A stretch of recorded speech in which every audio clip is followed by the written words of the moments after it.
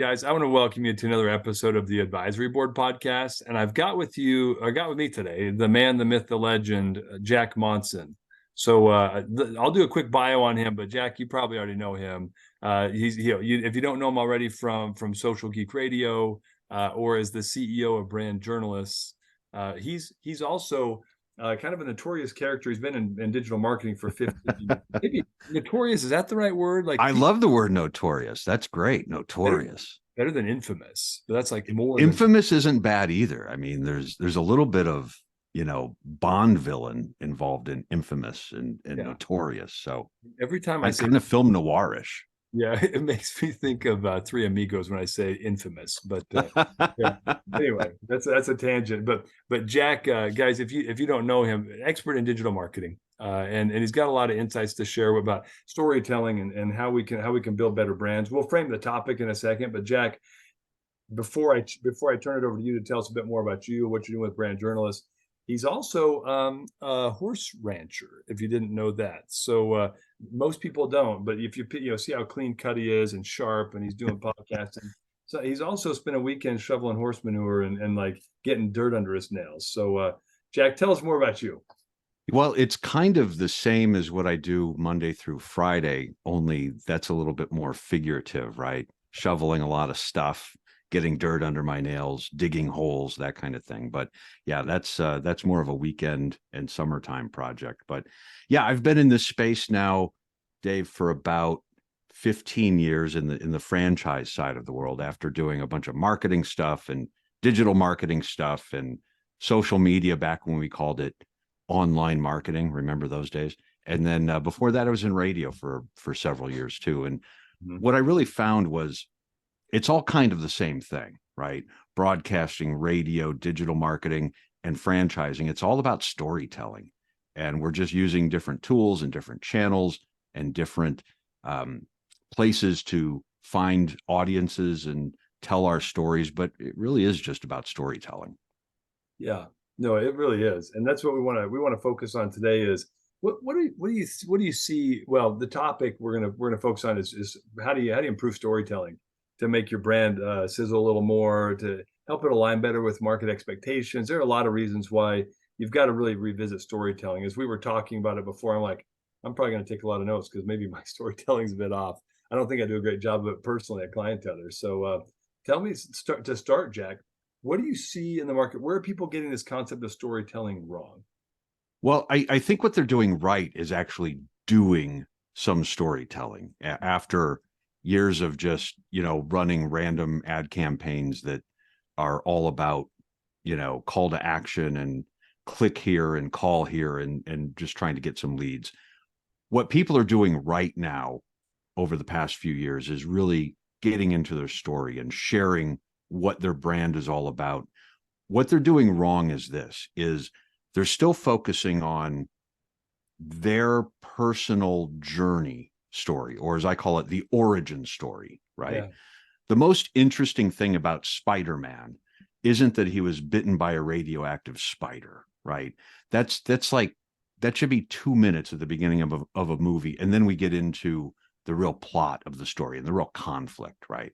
The same thing with, any story you can come up with, whether it's Star Wars or anything else, the origin story is not the most interesting. And think about that when it comes to franchise brands. There are so many brands out there that focus on, hey, I'm Jack, the founder of Jack's Pizza, and my grandfather came over from Sicily in 1947 with the recipe. And the most important thing is to know that we have 43 locations and we're growing in these states, and our sales are up by 7%. Like, no one cares about that stuff, right? Even your family and kids don't care about that stuff. Especially if someone's looking to buy a franchise, no one cares about the origin story or the founder's history. So much of that is just a big ego play. And I think a lot of agencies, especially in the franchise space, have served their customers poorly by focusing on that ego play of, here's the founder's story. That should be about this much of your franchise website, right? Just a tiny little bit to show that we do have a history and we've got some credibility. What people need to hear about is your customers. So if you're a franchisee, they need to hear from your customers. If you're a supplier in the space, like I am, like you are, Dave, they need to hear from your customers, the franchisors, right? What's their story? What's their problem that working with us may have solved? And then most importantly, if they're a franchisor, people need to hear from your franchisees. It's far more interesting than hearing your origin story about where your secret sauce was developed. So a great storytelling channel could be, let's just say website, or maybe it's a YouTube channel, or maybe it's TikTok or LinkedIn. But on any of those places, share stories of the franchisees talking about what their life is like being part of this franchise system. You know, what, not just how much money are they making right now, but what's their life really like? What do they do every day? How has this made them more fulfilled being part of this brand? That's what people want to see when they're checking out a franchise. So that's sort of the soapbox that I'm on right now, is tell better stories, but tell the stories of your franchisees, your customers, your clients, and let people learn about your brand by learning about your clients and your franchisees. Oh man, yeah, I couldn't agree with you more. Two thoughts are bouncing around in my head right now. One, Brian Regan, the Me Monster bit. Have you heard that before? Yeah. And it all boils down, like, I'm pretty convinced Dale Carnegie and his How to Win Friends and Influence People, that is probably one of the most fundamental books for marketing and sales anybody should just actually 100%. because it's not about, if you want people to like your brand, it's never about you. It's about them. If you want to market effectively, it's not about you, it's about them. The most boring thing I could tell people is, our founder founded Five Star Painting 27 years ago, brought on a team of people that everyone knows, like Scott and Chad, to make five-star franchising and blah, blah, blah. Like, yeah, it's nice. Our founder is a franchisor. That's cute. That's like 10 seconds of what I tell people. So they're like, okay, you guys get it. But it's like table stakes, right? But the problem is people are using table stakes marketing strategies as their brand message, and nobody cares about you. And Melissa Pang said it when we recorded a podcast. She's like, nobody cares about your flavor of ice cream. They don't care. No. They don't care about the secret recipe. Just like you're saying, the Sicily example was so perfect. It's they care about your audience is, if you're selling franchises, is the person that's trying to change their lifestyle by buying a franchise. Or potentially, if you're looking for operators, if you're looking for investors, that's a different story too. So you need to tell a story that resonates with what they're hoping for. What's your alignment to their core values and their desires right now? And it's not 47 units and super special sauce and the perfect dash of oregano. No one cares. Yeah. And I see those stories all the time. It's one thing to have a page devoted to that on your website. Okay, it's not hurting anything by any means. And someone might actually want to read that someday. Sure. Where I really find fault with it is the truly horrible advertising out there in this space. When I see LinkedIn promoted posts and Facebook ads and Google ads that are all about, we're so great and we do this and we sold X number of units already this year, and we're doing it. It's like no one's buying into your we story. It's all about what's in it for me, and you've got to change those stories. And I guarantee if you just change that flavor of your advertising, you're going to get better leads that will close and they will be successful franchisees.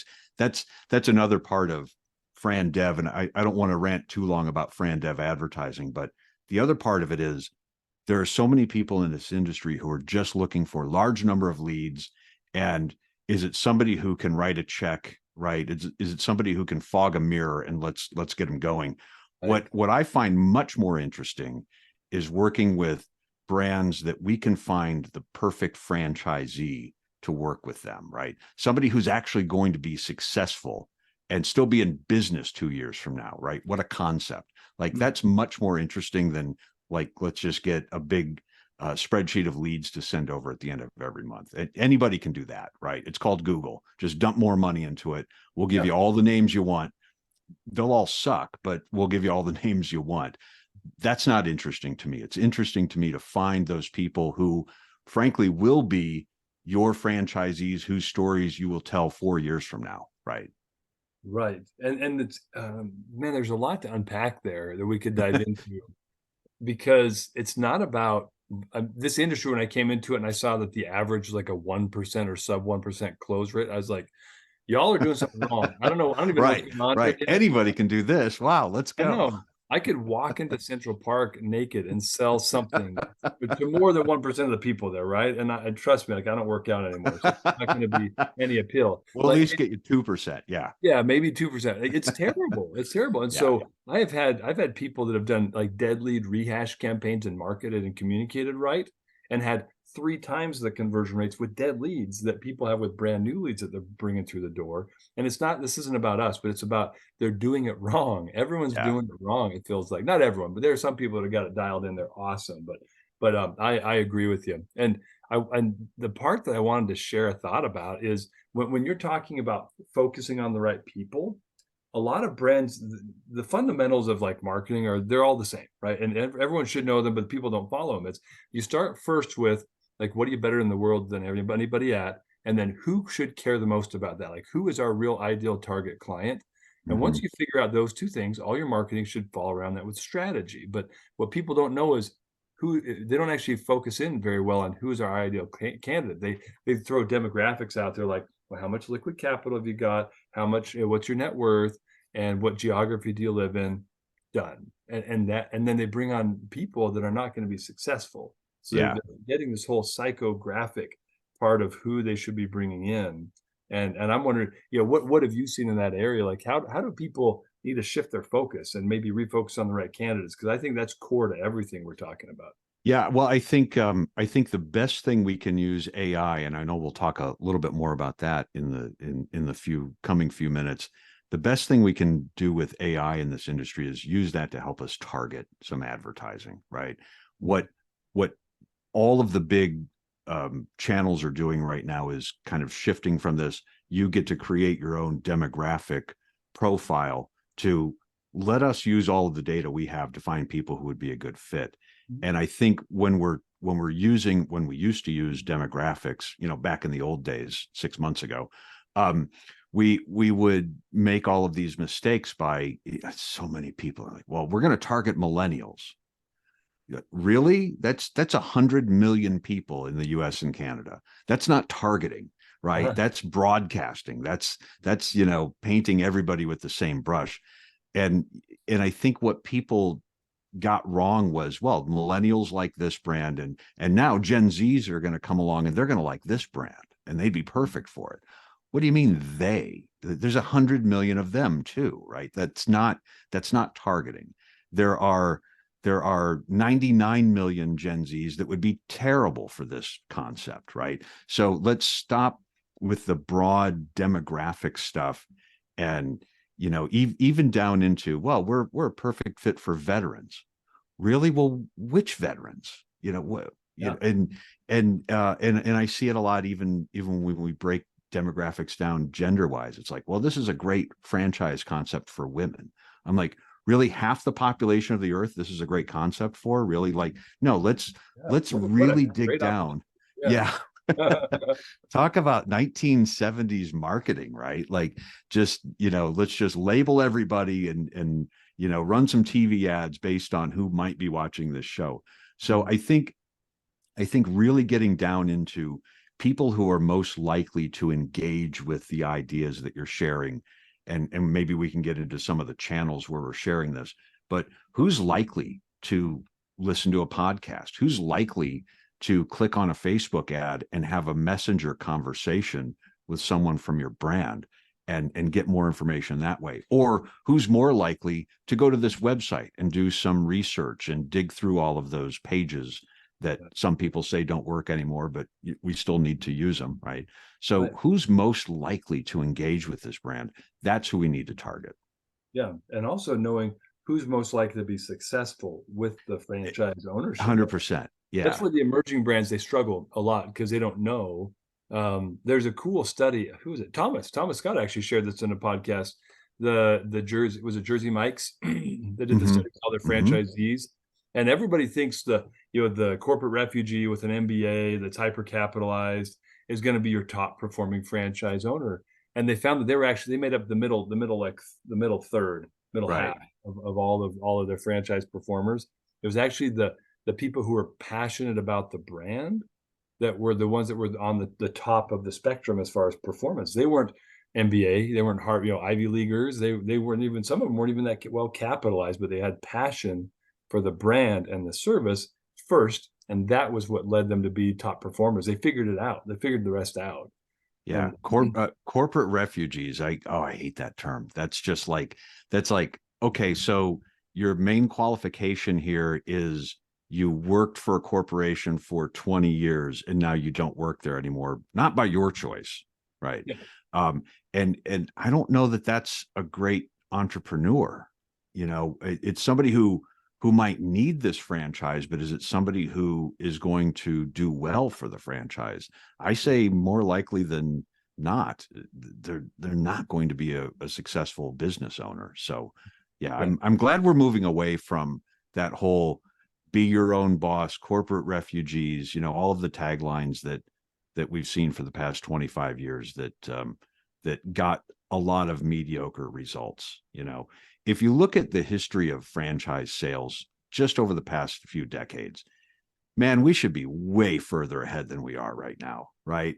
yeah. Like all of the upturns and downturns in the economy and all of the things that have changed over let's just say the past 25 years, franchising should have skyrocketed way before now, right? I know in the past 15 years we've really seen this nice jump, and right now, I mean, my forecast is bullish. I think we're going to have an amazing couple of years in growing some franchise brands, but that should have happened back in the 90s, right? Mm-hmm. That should have happened earlier than that, but it didn't.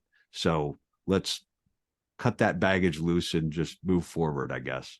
Yeah, yeah, and unfortunately, there are a lot of people they're listening that probably still stick with the be your own boss tactics, Be and your own boss. but bear in mind, the broker community, like, to them, many of them really do care. Some of them, like, if they're like, well, I want to place somebody and commission on to the next one, but some of them genuinely care about success. But you Yeah. also be thinking a bit differently about who you're targeting so that you're bringing the right people to the franchise brand, or eventually the franchisors are going to say, I don't really want to work with his candidates anymore. They're like our bottom third performers. So Yeah.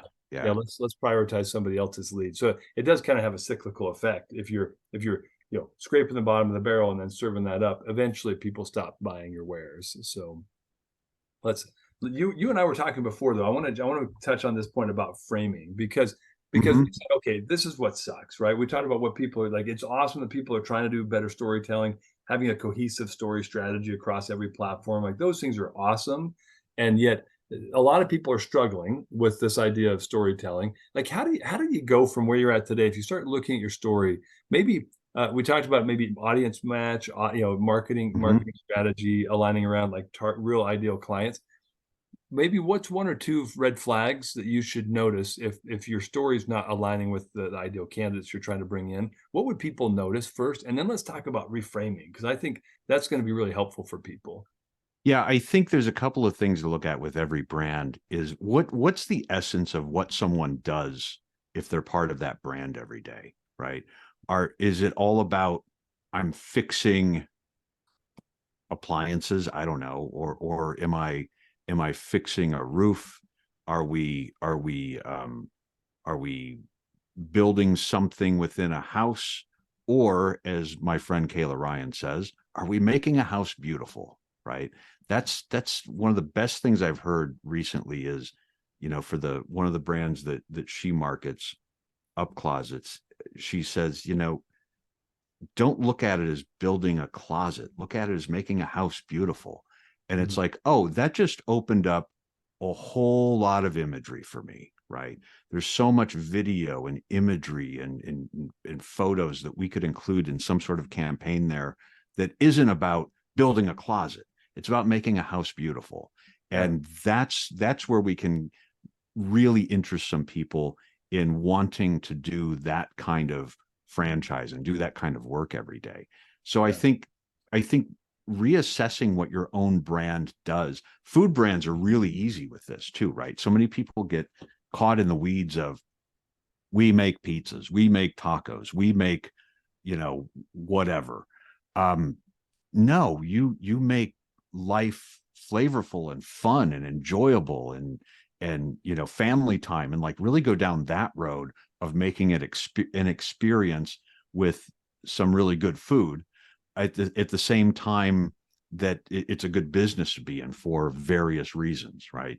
So kind of getting away from the stuff down in the weeds of what you do every day, and take a step back and say, well, what does this brand really do? We make a house beautiful. We make family time fun. We help you do something else in your life better, right? And I think that's the exciting part of branding, is taking a step back and saying, this isn't just this narrow little thing that we think our brand does. It's something much more than that. And that's how you change lives and make your customers' lives better. And then that gets back into the storytelling of you're telling the story of your customer's experience with you. Yeah, I love it. I mean, I work with tons of service brands. So home services in particular, we have tons of clients in that space. But painting, it's hard to differentiate yourself and do effective storytelling in painting. Because what do you really say? Like, hey, we paint better than the other guys, or our paint sticks better, or our color matching is more awesome. Our colors are better. Yeah. I mean, so that's a space where you've got to come up with some true storytelling, and like really, like what it's not about the paint job, it's not about the roof job, it's not about the closet job.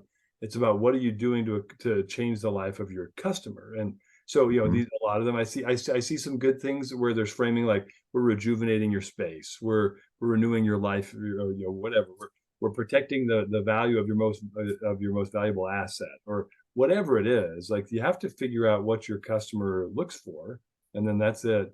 Like, there was a maid service. We work with several of them, some of the top ones, and one of them, it never, I don't think it ever came to light, but one of the concepts they were kicking around was, well, what are we actually doing? Like, I'm cleaning your home, all right? I'm scrubbing your toilet.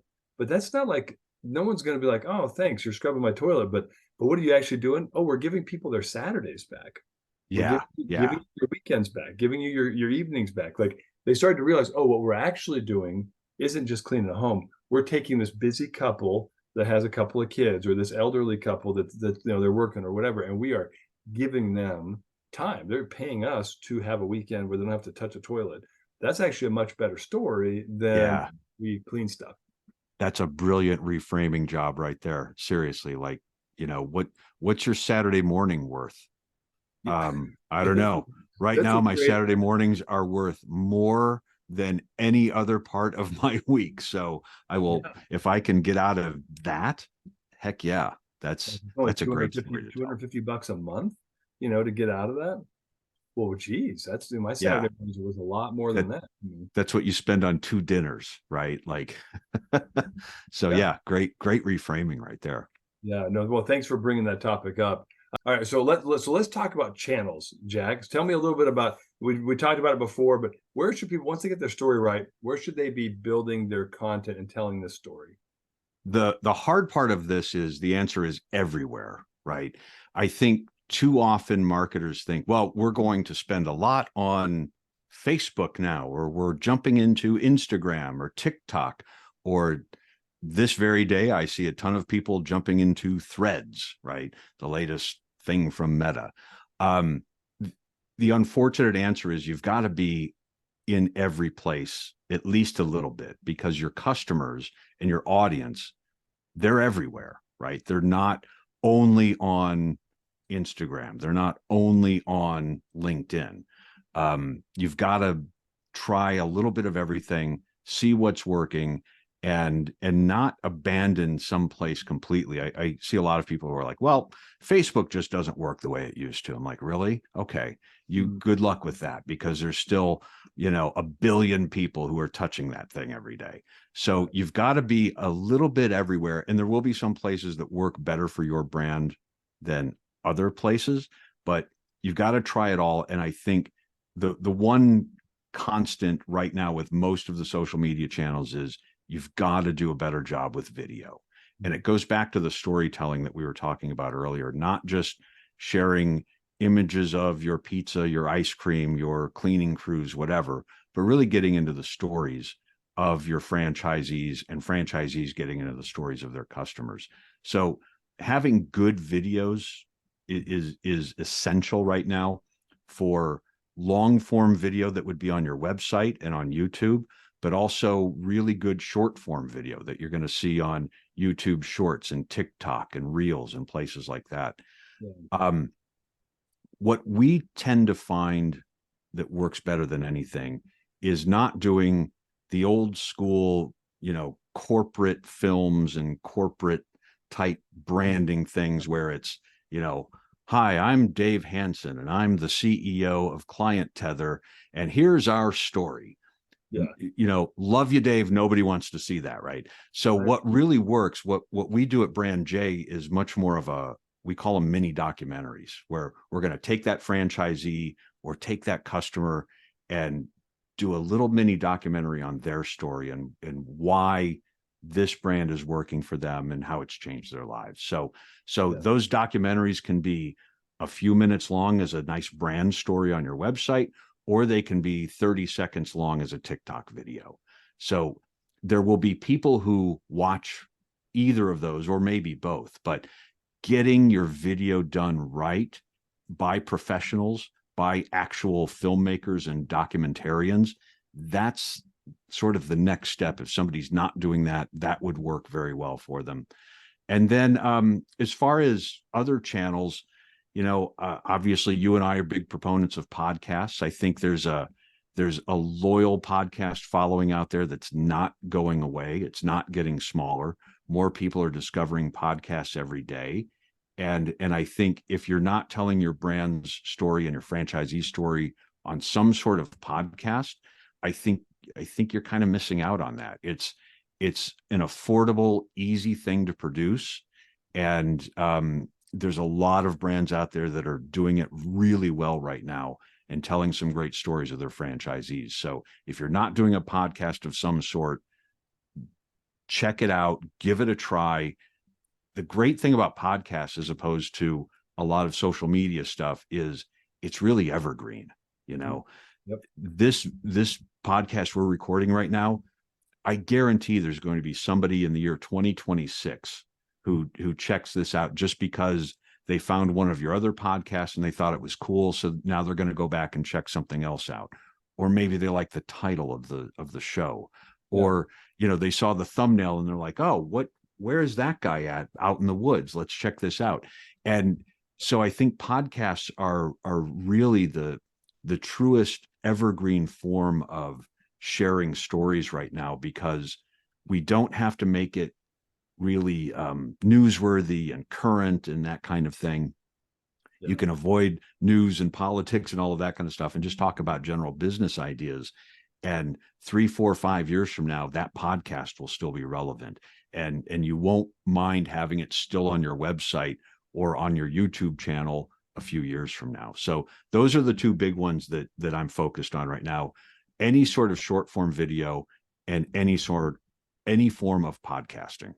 Yeah, I want to riff on podcasting for a minute because I kind of stumbled into it. I had people tell me, you should podcast. You're pretty good at this. Yeah. And I felt like, and a lot of you probably feel like it's such a time commitment. It's so tricky. Like I don't have a radio voice like Jack Monson. Nobody wants to hear me. And so I had several of those stories bouncing around my head. And then I was like, I'm going to try it. And the reason I wanted to try it was because I wanted to have regular, not just podcast content, but the beauty of a podcast is the spin-off content, right? Like from this episode, we could cut 7 clips out that are 30 seconds to 45 seconds long. And it doesn't take any more effort. You and I don't have to spend any more time recording. You just have to have someone clip it and then create segments from it. And there's even AI-driven tools now. What is that one? Snapped or something? Yeah, there's a whole bunch of them that can edit video. And think about this too. I just started, after all of these years, I started transcribing all of the podcasts. And now I've got all of this text-based stuff that, there are some people out there who don't want to listen to a podcast, but they might read the entire piece on a website, or at least summaries of it. Yeah. And I think, think of the years worth of podcasts out there that weren't transcribed, that we'll probably never go back and transcribe everything, but that's a whole nother way to repurpose this conversation that you and I are having right now. Dave, how long have you been doing this podcast? How many episodes are you up to now? I'm about at 70 episodes. I've been doing it about 2.5 years. So, dude, that's amazing. You know how many podcasts just, close shop after a few months, or, maybe they don't even get to 10 episodes, but so there's something about this that's working for you, right? And maybe it's, you just like doing it, but you've obviously gotten a lot of good feedback. I see your stuff on LinkedIn and other places a lot. And so there's something that's driving you forward to keep doing this, right? So that's part of your story is, you started podcasting, and if you hit 70 episodes, that's more than 95% of podcasts ever, right? So there's something that this is working for you. And I don't see you stopping, right? There's those that stop and those that keep going, right? Yeah. And so this is obviously something that's worked for you. And I've tried other channels and other forms of communication. I used to do a lot of blogging. I used to write a ton of blogs. I don't write any blogs anymore. It's just not, I don't enjoy it anymore. So I'd rather just do a podcast. So I think you got to find the channels that work for you, that you're good at, and you actually enjoy doing it, or you're just not going to do it anymore. Right. And there's one other note I'll add to that, kind of circling back to the earlier content. You also need to find out what are the content watering holes for your target demographic, right? Absolutely. So Yeah. You mentioned a couple we got all sorts of segments. Some categories of franchising are really popular. They resonate super well with, let's say, 50 to 45 to 55-year-old folks. I think senior care is in that space. A lot of these folks they've been taking care of mom and dad now for a little while, and they're like, this is a huge need. I'm passionate about this. So you need to find the channels where your 45 to 55-year-olds are consuming content.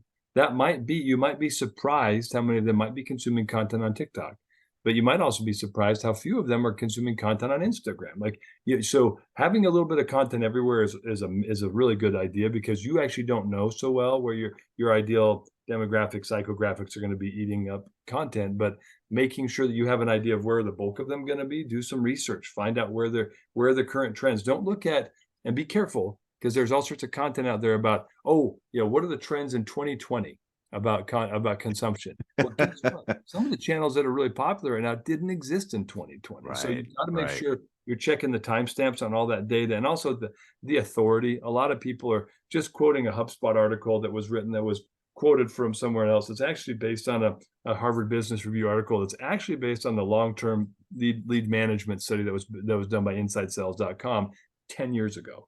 You've got to be careful how relevant the information is you're basing your strategy off of too. Yeah. And what was their agenda in writing that article about why this channel's good or why that channel's bad? Right. And think about this. Very soon we'll be reading articles written by AI that are taking into consideration other articles from the past written by AI. Right. So we're just getting a little further and further away from wisdom and reality into, it's just words on paper. It might not actually affect you. One other thing I wanted to sort of jump on what you just said there about channels and things not working in certain places and at certain times.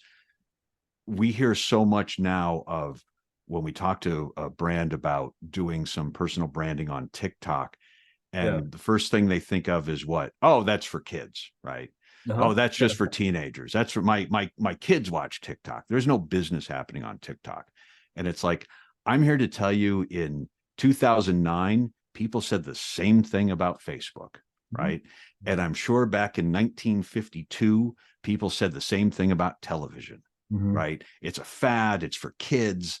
We don't want our very important brand on that channel, right? And so remember that anytime somebody says, TikTok is for kids, well, I'm here to tell you the fastest growing segment on TikTok right now is people 55 plus, right? Oh, yeah. And Instagram has been that way for a while. And Facebook has actually gone from being it's just for college kids to now it's just for old people, right? So be careful when kind of going back to our conversation about millennials and Gen Zs and targeting them. It's the same thing with channels, right? There are plenty of young people who are still reading websites, and there are plenty of older people who are watching TikTok. So don't get too caught up into painting everybody from a generation or other demographics with the same brush and saying they're all here or they're all there. What you said about you've got to do a little bit in every channel to hit everybody. Unfortunately, that's just what we have to do right now. So it's how do you do that efficiently? Yeah, that's a really good point there. It's funny on TikTok, I've kind of been one of those people that thought that's dumb. I was also one of the people that thought, remember when everyone, like 6 years ago, everyone started doing these videos and I was like, yeah, y'all suck. That's crappy content. Like, stop walking around. The camera's moving. But then I realized, oh, well, I can't beat them, so I better join them because everyone's consuming that content. And then I realized, oh, this is more authentic and natural. Now I get why everybody likes this, rather than the hyper polished, studio produced videos where you're like, I can see he's got like something to get rid of the sheen on his face, the makeup, it makes him feel fake, right? Like, yeah, we could see that stuff. But I was at a conference, and it was a roofing client of ours, and they had their own conference, and they had a couple of experts come in, and one of the guys that was actually working for this like a supplier in the roofing industry, he's a major TikTok influencer. And I had a chance to chat with him, like, now seriously, how effective is this for business right now? Because my impression was like, it's just a bunch of kids, college kids flunking classes in the back of the room, consuming dumb TikTok videos and learning how to do dumb dances. Like that was what I thought TikTok was. And he's like, you have no idea how wrong you are. And people don't usually tell me that. So I kind of sat back and said, okay, like, tell me why. Like, and he's like, all right, let me give you an example. And he showed me this video. It's a time-lapse video. It took about 30 seconds or however long, I forget how long they are on TikTok. And it was just of somebody doing vinyl siding. mm-hmm. You see this worker zipping the vinyl siding up the wall. And he said, guess how many people viewed this video? And I had no idea. And it was like 80,000 people in the first like 4 hours. The guy's got a decent following, but it was just took off. And he said, guess how many leads came in from people who needed vinyl siding done on their home in the region where this guy operates? I was like, no idea. It's like 12 leads in like 6 hours or something like that. Yeah. Like, whoa. Yeah. Guess how much it cost him to post authentic organic content on TikTok? I was like, okay, now you're talking $0.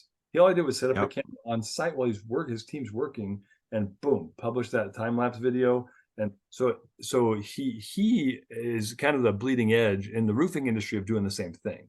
And so it doesn't matter what space you're in. If people are consuming that content, what you have to do is figure out what's an engaging soundbite that I can put into this channel that will appeal to the audience that's going to be wanting to consume that kind of stuff. And this, I think you would get back into the framing and the branding and the storytelling. Like you've got more experience in that channel than I do. How do you see that working right now? How can people actually leverage TikTok for franchise development, as an example? I think it can go one of two ways. And unfortunately, the first way is what everyone thinks about, because we've been taught by digital gurus and experts. If you're just listening to this, you didn't see me just roll my eyes. Oh, you also missed me do the air quotes. Sorry. The air quotes, right? Yeah.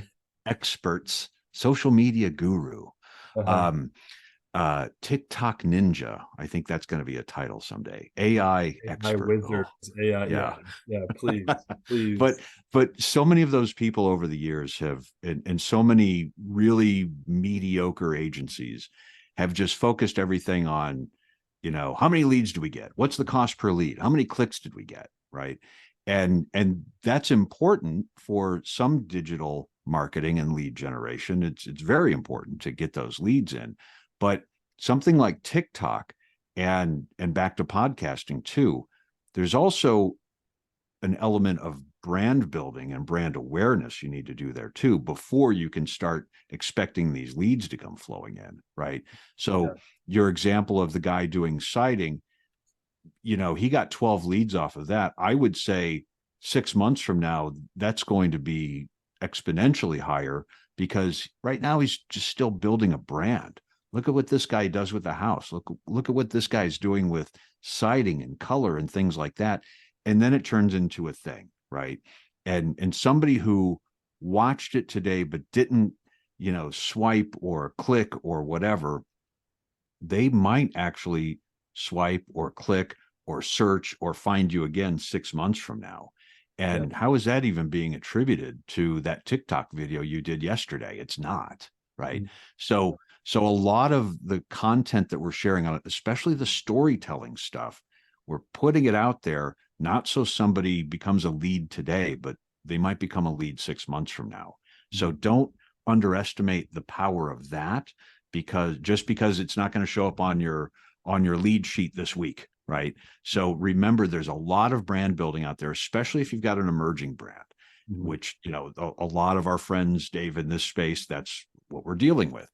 And especially if it's a brand that might be known pretty well in one part of the country, but you're moving into another region, you've got to do a lot of brand awareness before you can expect all of those clicks to come in. So think of every piece out there as, what's this going to do for my leads? What's this going to do for my awareness? Because you're really telling, two different tales at the same time. Right. And we go back to what you were talking about earlier of don't be the me monster, right? So what you can't do is take your stuffy corporate dry videos about, well, my grandfather from Sicily, right? Like, you can't take that, cut it and drop it on the channel. No one's going to like it. It's not, you got to study the channel. That's one thing I found is you have to, as you're trying to enter a channel, like I'm not a huge fan of like, I was one of those naysayers about Facebook too, like, it's a fad. It's going to go. I feel like I was 70 years old when I was like in my 30s. So, it's going to go away. Dumb kids. But it was damn kids. Yeah, I know, but it was there to stay. And like, I had to like swallow my pride and be like, okay, I was dead wrong about that one. Dead wrong about TikTok. Vine, I called that one, but it was a lucky guess, it got consumed and disappeared. And right now we're looking at Threads, right? The latest thing from Meta. What's it going to do? I don't know. Am I putting all my chips on the Threads card right now? No, but we're watching, we're involved, we're checking it out, we're engaging. Let's see what brands end up doing with this. And I'm the same way you were with Facebook. I'm the same way with TikTok. I look at this and I'm just like, what is this phenomenon that is nothing but self-help and people who desperately need therapy? Right. That's how I see it. However, then I got into it from a brand side, and it's like, wait a minute, this is a great place to tell stories, right? It's a great place to share a video and reach people who are really interested in stuff. And I'll say one other thing about TikTok that is drastically different than everything else we've been learning from agencies for years. TikTok is not about your audience, right? The problem with Facebook is you had to build up a big audience, and then you had to pay to even reach that same audience anymore. And the other social media channels followed suit, right? You have to spend a lot of money just to keep up with your habit, right? TikTok may go that way at some point, but it really started from a standpoint of it's pushing content out to people who have no idea who you are, right? And that's really exciting to me. So you don't have to be a follower to see your TikTok video or my TikTok video. That's really interesting. I don't know if it will always stay that way, but right now it's time to jump on that and reach some people like your friend with the siding business who are spending a grand total of $0 to reach hundreds of people, maybe thousands of people who never heard of them before, and it didn't cost a cent, just a little bit of time and a little bit of imagination. Yeah, I agree with you 100%. Well, speaking of imagination, everyone's imaginations are running a little wild right now about how AI fits into all of this. And you'd mentioned it before, and they're all of a sudden, these people, it was kind of like when the pandemic came out, all of a sudden everybody was a freaking virologist, right? Like, oh, I know Yeah. everything about it. I'm like, okay. And I was like, Yeah. I was legitimately like a pre-med student, did everything except for take the MCAT and go. And I'm pretty savvy about how the human body works. I'm like, you don't have a clue what you're talking about. You are embarrassing yourself on social media. And so are all of your friends that are liking and commenting on your stupid comment that has nothing to do with science. And like, and so I'm always a little bit of a cynic and a skeptic, but I come from a position in that world of like, well, I kind of know how this works. Like, I'm no doctor, but like I aced that class. And but in this case, AI is kind of the same thing right now. Like everybody and their cousins all of a sudden an AI expert because they went into Chat GPT and asked it to give them a summary of how AI works. Like Right. that's Right. not all How does this work? Yeah. yeah. But being a cynic doesn't mean there's not a lot of value there. So like, one, can we dispel a couple of like concerns? Everyone's like, AI is taking over the world and no one will be able to write content ever again. First of all, I think that's bogus. And I'll Right. share one thought on that because I saw, like, I came from the language industry where we we leveraged like, IBM Watson and Blue and like all these emerging AI engines like 8 years ago, guys. This is not new stuff. And we helped work out the kinks and figure, I didn't do this personally, by the way, but like I was in the industry where everyone was working with AI to try to figure out how to translate faster. And started to really build these natural language processing engines that are the base of what ChatGPT does. So this is not anything new. I know somebody who's been leveraging ChatGPT content development type stuff for like 4 years in the franchising space. So like, Mm-hmm. sorry guys, you're all a little late to the story, but there are a bunch of people pretending to be experts now that are just reading articles. So, Yeah. Yeah. what's your experience been so far, Jack, with this? It's been exactly what you're saying. I always look for the headline on LinkedIn and what does that headline say? If it says anything about AI expert, I put it in the same category that I put 10 years ago when someone said social media expert or guru. Yeah. I just dismiss them right away, right? Like anybody's an expert in something that's been, part of the zeitgeist for 8 months now, right? So I talk a lot about AI. I have a lot of stuff on my podcast about AI. I Yeah. am in no means an expert, but I enjoy talking to people who know much more about it than I do, right? Mhm. That's my role in this little clam bake is, they're the rock stars. I'm just the disc jockey, right? Just kind of Yeah. putting it all together. And that's what I find interesting.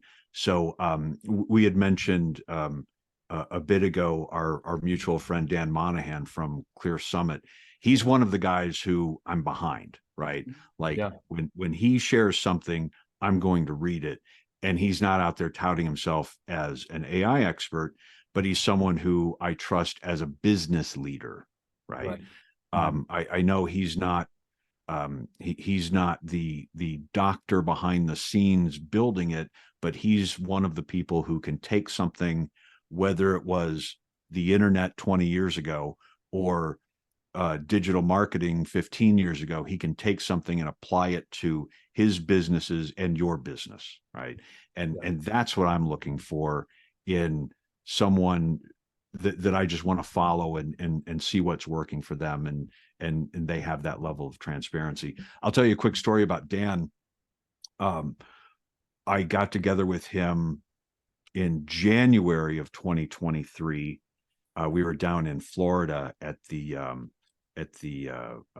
Titus School for Franchising had a little event down there, and he and I had been tasked with putting together a panel for IFA in February about, you're going to love this blast from the past, about the metaverse and maybe crypto and maybe NFTs and all of this wonderful stuff that franchises were supposed to fall in line with and be in love with. And we Right. got together, a month before the show, and we both looked at each other and said, this thing's dying, right? Like Yeah. no one in franchising is using the metaverse. Everybody's running away from NFTs. Crypto was starting to collapse at the time.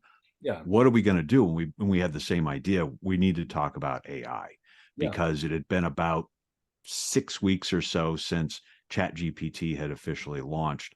Mhm. So we gathered a few other people who were, early adapters, including Robert Mitchell and Patty Rother, and we put together a panel on not here's the be all end all of AI for franchising, but here are several things that you should consider.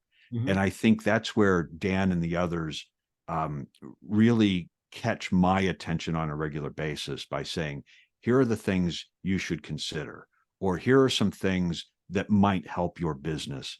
And none of these folks come off as, this is how it is, we're the experts, and now pay us a lot of money to be the experts. No, they're really just sharing good information. And I think this whole AI story kind of fits into one of the things I love about franchising. It's just shared information, sharing it with people who could be a competitor, could be a business partner someday, could be, a customer, but we're all just constantly sharing this kind of information. I see it with your podcast. It's what I'm trying to do on a regular basis. And I see so many people in this space that are just sharing ideas. And next year we'll be talking about something else, right? But there will be somebody in this space who's sharing something interesting, I think. Yeah, it's one thing I love about this space. I can go sit down across the table and have lunch with a competitor, and I think everyone's got kind of an abundance mindset. Not everyone, but like blue sky. There's so much space. Like, let's just make it better. And because a rising tide lifts all ships, and I love that about this space. I thought it was baloney, by the way, when I got in the industry, like the whole franchise fam and how collaborative it was. I went to a few conferences and I was like, whoa, like this is weirdly different, like a little Twilight Zone moment for me. But just one thought, and maybe we wrap up on AI here. I saw everyone in the translation industry 8 years ago was freaking out about this. And I hear a lot of people, especially my marketing, content developers, they're all freaking out like, oh no, it's going to take our jobs. What's going to happen, and this is not me because I'm like a prophet, but because I've already seen it happen, how it transformed the whole industry.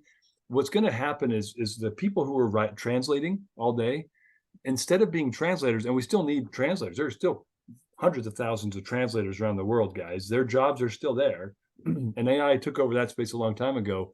What happened though is the bulk of the industry shifted from doing the translation themselves to editing the translation after it came out of a machine. And that's kind of the way of the whole translation industry. A ton of that is now done. Even things like patent translation into Japanese, that's being done by AI first, and these natural language processing algorithms, and then it's being spit out for a human to do post edit. This is kind of the way that the content development world will shift. My strong opinion is that you'll see more and more people. We leverage it for content we develop. Our marketing gal, we'll draft what we want it to be about. She'll plug in a few keywords, spit it into Chat GPT.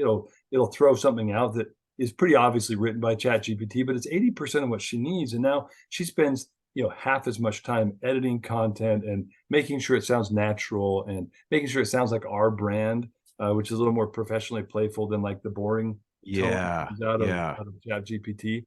That's what you'll be doing, guys, at least in my personal strong opinion. But it could be different, but I don't think. No, I think especially what you said about making it sound like your brand. AI will get better and better at that, making it sound like it was your brand, or making it sound like it came from, name a famous person. But I think your editor, your writers, your creatives will be able to do that better than any AI program. And even if an AI program can do that, at some point, you're still going to need a human being to make some decisions about content and copy. And does this image look a little bit better than that? I mean, there's still plenty of art in content. It's not all science, right? So I think what you said about the replacing everybody, there's a lot of panic out there. If you're going to be replaced by AI, you should have gotten into a different line of work a long time ago, right? I mean, it's just, save yourself and go find something that only you can do. And I think that's something else that a lot of our friends in franchising are really good at, is they're the only one that can do this. They're the only one that can do the type of franchise development work they do, or the type of the type of technology that they have. Nobody else is doing that, or the type of marketing that they're doing, or a podcast. Like, find something to do that you can do a little bit better than anybody else, and you're never going to have to worry about a competitor or AI. Mm-hmm. Yeah, amen to that. When Jim Collins, I think, would agree with that statement as well. Yeah. Love Jim Collins. So I think that was the first business book I ever read back in the day. I think so my old too. boss gave me that book. We gave everybody in our company that book. And it was like, oh, I still think of that 30 years later. How long ago did he write that book? It still makes that same kind of impression. Yeah, it's a classic. Yeah, Jack, I want to thank you. This has been, I think, really instructive and constructive and helpful. So, guys, in it's a couple summary thoughts for you. Make sure that you're discovering the core audience and what they care about, where they consume content, and start producing, start creating. Use video more and more. If you ever hear me on a stand or doing a training, you're going to hear me preach about that in your email channel, in your texting. Use video more and more and more. That's how people are communicating now. And then also, don't be afraid of AI. Learn how to leverage it. It's not terrifying. It's not going to take over the world. Terminator's not around the corner. It's a tool though that we need to have in our belt, so we can leverage that as well, and make sure that we're getting in the right channels. Jack, you can be found on Social Geek Radio, LinkedIn. How else would you recommend people reach out to you if they want to learn more from you? Absolutely. LinkedIn, I'm only on there about 20 hours a day, maybe 21. So you can find me there anytime. Check it out on Social Geek Radio and also at brandj.com. Okay, wonderful. Thanks again for being my guest, Jack. I appreciate it. Thanks, Dave.